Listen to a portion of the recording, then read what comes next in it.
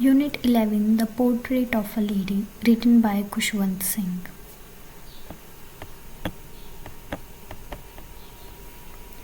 खुशवंत सिंह का जन्म 1915 के अंदर हुआ था। उस समय जो भारत है वो पाकिस्तान से डिवाइड नहीं हुआ था और खुशवंत सिंह जो हैं ये काफ़ी ज़्यादा भारत के अंदर सबसे अधिक पढ़े जाने वाले और विवादास्पद लेखक हैं, कंट्रोवर्शियल राइटर हैं। इनके जीवन काल के अंदर काफ़ी प्रमुख घटनाएं हुई थी इतिहास की, जैसे स्वतंत्रता और पार्टीशन से लेके इमरजेंसी का टाइम पीरियड, उसके बाद operation blue star. Khushwant Singh अपने जीवन के बारे में काफ़ी निडर होकर अच्छे से क्लियरली लिखते हैं। वह एक जर्नलिस्ट थे, उसके बाद वो लेखक भी रहे, संसद के सदस्य भी रहे। उनके पास दूसरे लोगों को देखने और कहानी कहने का एक ऐसा तरीका है जो लगभग अनमैच्ड है या बेजोड़ है। इस स्टोरी के अंदर खुशवंत सिंह अपनी ग्रैंडमा की बात करते हैं, अपनी दादी के बारे में बताते हैं कि उनकी दादी कितनी ओल्ड हैं, उनके चेहरे पे व्रिंकल्स आए हुए हैं, मतलब उनके चेहरे पे झुर्रियाँ आई हुई हैं। और बताते हैं कि लोग कहते थे कि इनकी जो दादी थी जब ये यंग थी वो काफ़ी ज़्यादा ब्यूटीफुल थी, काफ़ी सुंदर थी।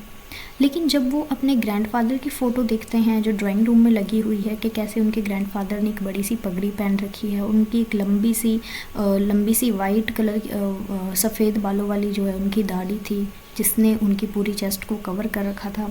ऐसे लगता था कि ये जो पर्सन है इसके बच्चे या फिर इनकी घरवाली नहीं, इनके तो ग्रैंड चिल्ड्रन होंगे, मतलब इनके पोता पोती काफ़ी सारे होंगे इस पर्सन के। उनकी फ़ोटो को देखकर ऐसा लगता था। आगे राइटर अपनी ग्रैंडमा के बारे में बताते थे। वो बताते हैं कि उनकी ग्रैंडमा की हाइट काफ़ी छोटी है और वो काफ़ी मोटी सी हैं और हमेशा थोड़ा झुकी हुई सी रहती हैं। उनके पूरे चेहरे पर क्रिस क्रॉस व्रिंकल्स हैं और हर जगह उनके चेहरे पे झुर्रियाँ हैं। जब से राइटर अपनी दादी को देखते आए हैं वो इसी तरीके से इतनी ही बूढ़ी थी और अब वो 20 साल जो हैं उनके साथ रहते हुए खुशवंत सिंह को हो गए। वो बताते हैं कि वो वैसी ही दिखती हैं जैसी वो 20 साल पहले उनको दिखती थी। वो हमेशा प्रेयर्स गाती रहती थी और उनके हाथ में एक मोतियों की माला रहती थी। आगे राइटर बताते हैं कि कैसे उनकी दादी और जो राइटर हैं खुशवंत सिंह वो दोनों बहुत अच्छे फ्रेंड्स थे। उनकी दादी उनको सुबह स्कूल के लिए तैयार करती थी, तैयार करने के बाद उनको ड्रेसअप करवाने के बाद उनको ब्रेकफास्ट देती थी। और राइटर बताते हैं कि जब वो उनको तैयार करती हैं, सुबह उठाती हैं, तब से लेके जब वो अच्छे से रेडी हो जाता है तब तक वो एक प्रेयर गाती रहती हैं और धीरे धीरे बहुत ही स्वीट सी वॉइस में। और जो खुशवंत सिंह है वो उस प्रेयर को बड़े ही दिल से उस प्रेयर को सुनते हैं, लेकिन उन्होंने कभी उसको याद करने की कोशिश नहीं की, हालांकि वो उस प्रेयर को डेली सुनते थे। ब्रेकफास्ट के अंदर वो एक बड़ी सी चपाती लेती थी, उनकी जो दादी थी उसके ऊपर थोड़ा सा बटर लगा के उसके ऊपर शुगर स्प्रेड करके उसे दे दी थी। ये खाने के बाद जो है राइटर और उनकी जो दादी हैं ये दोनों स्कूल के लिए निकल जाते हैं और कुछ जो चपातीस सी जो स्टाइल चपातीस हैं, मतलब जो पुरानी रात की चपातीस हैं, उनको वो सब इकट्ठा करते और गाँव के कुत्तों को खिला देती थी उनकी दादी। राइटर बताते हैं कि उनकी जो ग्रैंडमा है वो हमेशा उनके साथ स्कूल जाती थी क्योंकि स्कूल जो था वो टेंपल से अटैच था, मतलब पास थे। और जो प्रीस्ट जो हैं वो उन बच्चों को अल्फ़ाबेट्स वगैरह बताते थे और मॉर्निंग प्रेयर सिखाते थे। बच्चे जो हैं वो वरांदा के साइड में बैठकर उन प्रेयर्स को गाते थे, उनको याद करने की कोशिश करते थे। वहीं पर वो बताते हैं कि उनकी दादी जो हैं वो वहाँ पे स्क्रिप्चर्स की रीडिंग कर रही होती थी। जब दोनों फिनिश करते थे, जैसे राइटर जो है अपने स्कूल फिनिश करते थे और उनकी दादी टेंपल से फ्री होती थी, फिर वो दोनों एक साथ घर आते थे। घर आते वक्त जो रास्ते में उनको कुत्ते मिलते थे उनको वो जो चपातीस थी वो डालते थे। अब राइटर के पेरेंट्स जो हैं वो सिटी में अच्छे से कंफर्टेबली सेटल हो गए हैं। अब उनके फ्रेंडशिप का एक टर्निंग पॉइंट आने वाला था। हालांकि जब वो सिटी में जाते हैं सेटल होने के लिए, वहाँ पर उनकी ग्रैंडमा और वो दोनों एक ही रूम में रहते हैं। लेकिन अब उनकी जो ग्रैंडमा है उनके साथ स्कूल नहीं जा सकती थी क्योंकि अब जो राइटर हैं वो एक इंग्लिश स्कूल में पढ़ते हैं और वहाँ पर उनको उनके घर तक लेने के लिए एक मोटर बस आती है और अब उनकी दादी उनके साथ नहीं जा सकती थी। और वहाँ पर स्ट्रीट्स के अंदर कोई डॉग्स वगैरह भी नहीं थे, तो इसीलिए उनकी जो दादी थी वो घर के कोर्टयार्ड में कुछ स्पैरोज चिड़ियाँ जो होती हैं उनको फीड करती थी, उनको दाना वगैरह डालती थी। धीरे धीरे कुछ साल बीतते जाते हैं और जब वो स्कूल से आता है घर पे राइटर, तो उनकी दादी उनसे पूछा करती थी कि उनको स्कूल में क्या पढ़ाया है। तो वो उनको इंग्लिश के बारे में, इंग्लिश के कुछ वर्ड्स बताते थे, कुछ वेस्टर्न साइंस की जो चीज़ें स्कूल में पढ़ते थे वो बताते थे, ग्रेविटी के बारे में बताते थे। और ये सारी चीज़ें जो हैं उनकी दादी को बिल्कुल नाखुश कर देती थी। अब वो उनके लेसन्स में उनकी हेल्प नहीं कर पाती क्योंकि उनको इन सब चीज़ों के बारे में पता नहीं था। वो इसलिए डिस्ट्रेस भी होती हैं कि स्कूल के अंदर भगवान के बारे में, स्क्रिप्चर्स के बारे में कुछ पढ़ाया नहीं जाता और ये क्या इंग्लिश वगैरह पढ़ाई जाती है जो उनको बिल्कुल पसंद नहीं थी।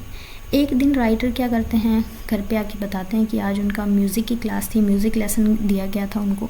तो उनकी जो दादी हैं वो काफ़ी डिस्ट्रेस हो जाती, काफ़ी डिस्टर्ब हो जाती हैं कि ये जो म्यूज़िक है ये तो बैगर्स वगैरह गाते हैं भीख वगैरह मांगने के लिए, और ये तुम लोगों को क्यों सिखाया जा रहा है। तो उसके बाद वो कुछ भी नहीं बोलती और उनका साइलेंस ही बता रहा था कि वो इस चीज़ को बिल्कुल डिसअप्रूव करती हैं। और उसके बाद उन्होंने राइटर से बात करना भी कम कर दिया था। अब राइटर यूनिवर्सिटी जाना शुरू करते हैं। अब उनको उनका सेपरेट रूम मिल जाता है और उनकी जो दादी थी वो अब ज़्यादातर जो टाइम स्पेंड करती है वो स्पिनिंग व्हील के साथ स्पेंड करती हैं। वो दूसरों से बातें करना यहाँ पे कम पसंद करने लगी थी। अब वो आफ्टरनून का ही उनका टाइम जो था वो काफ़ी खुशी वाला होता था जब वो स्पैरोज़ को फीड करती थी।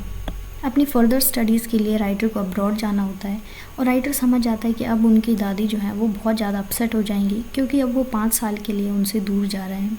अब उन्हें ये भी नहीं पता कि वो वापस आएंगे तो शायद उनकी दादी उनके पास हों भी ना हों। और उनकी दादी और उनके जो फैमिली मेम्बर्स थे वो उनको रेलवे स्टेशन पर छोड़ने के लिए जाते हैं।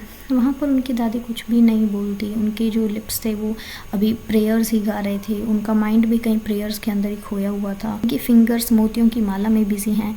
वो धीरे से साइलेंटली जो है खुशवंत सिंह के फोरहेड पर किस करती हैं और उसके बाद बस यही लास्ट फिज़िकल कॉन्टैक्ट हुआ उनके बीच में। उसके बाद जो है राइटर 5 साल के लिए अब्रॉड चले जाते हैं। जब वो 5 साल बाद वापस आते हैं तो उनकी दादी फिर से उनको रेलवे स्टेशन पर लेकर जाती है। इस टाइम पे जो है उनकी दादी उनको अच्छे से गले लगाकर मिलती हैं। उसी दिन शाम को एक चेंज आता है, वो प्रेयर नहीं करती हैं, वो आस पड़ोस से वुमेंस को इकट्ठा करती हैं, एक पुराना सा ड्रम लेकर और घर पे आती हैं और उनको उस ड्रम को बजाती हैं और गाना बजाना शुरू करती हैं। अगली सुबह जो है वो बीमार हो जाती है, उनको थोड़ा सा फीवर हो जाता है। डॉक्टर उनको देखने के लिए आते हैं और डॉक्टर बताते हैं कि फ़ीवर है, ठीक हो जाएगा, चला जाएगा। लेकिन उनकी ग्रैंडमा जो है वो बोलती हैं कि अब फ़ीवर ठीक नहीं होगा या फिर अब उनका एंड जो है वो नियर है। उनको पता चल गया था कि उनकी डेथ होने वाली है।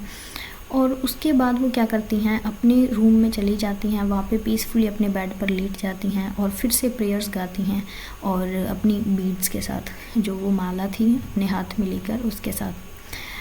थोड़ी देर बाद जो है घर वाले सब नोटिस करते हैं कि अब उनके जो लिप्स हैं वो अभी मूव नहीं कर रहे हैं, मतलब प्रेयर नहीं गा रहे हैं, और उनकी जो मोतियों की माला है वो भी उनके हाथ से छूटकर उनके फिंगर्स में नहीं है, वो नीचे गिर गई है।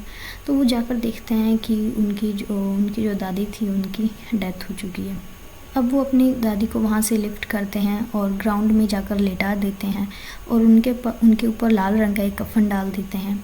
कुछ टाइम बाद वो फ्यूनरल के अरेंजमेंट करने के लिए सब बाहर चले जाते हैं और जब शाम को वो वापस आते हैं कि दादी को लेके जाना है उनके फ्यूनरल के लिए, उस टाइम तक शाम हो चुकी होती है और वो देखते हैं कि पूरे वरांडा के ऊपर काफ़ी सारी स्पैरोज़ जो हैं वो आई हुई हैं और वो बिल्कुल भी जो है स्पैरोज़ आवाज़ वगैरह नहीं कर रही थी। वो एकदम शांत जो स्पैरोज़ थी वो बैठी थी, चहचहाट की आवाज़ नहीं थी। और उनकी माँ को ये सब देख के तरस आ जाता है, तो उनकी मदर जो है, मतलब राइटर की मदर, वो कुछ ब्रेड लेकर आती हैं उनके और उन स्पैरोज़ को डालती हैं जैसे कि उनकी दादी किया करती थी।